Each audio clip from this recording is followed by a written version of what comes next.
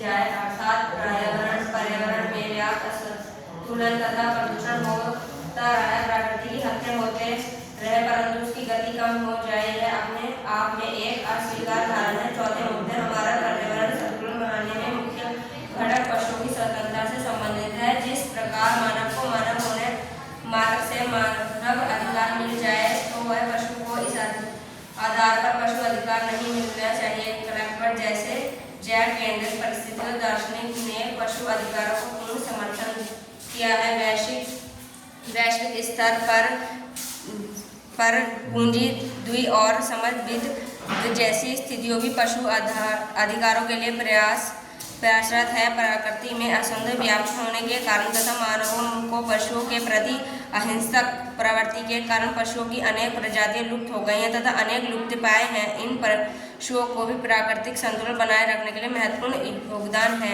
इस परिस्थितियों की बोध पारिस्थितिक चेतना के बीच में भेद बताते हैं। उनके अनुसार यदि पर्यावरण की समस्या की जानकारी देना मात्र से पारिस्थितिक बोध पैदा होता है और सभी मानव अपने पारिस्थितिकीय दायित्वों का निर्वहन करें तो ऐसा नहीं है।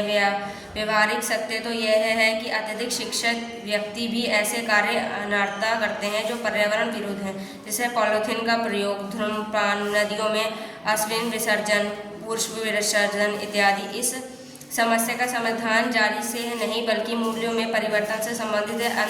अतः इसका समाधान पाठ्य पुस्तक द्वारा न होकर मानव की मूल चेतना में परिवर्तन द्वारा हो सकता है, जो धर्म के माध्यम से ही संभव है, क्योंकि धर्म में नियत तत्व मानसिकता के अधिकार पर मनुष्य प्रकृति के प्रति अपना दृष्टिकोण तय करता है।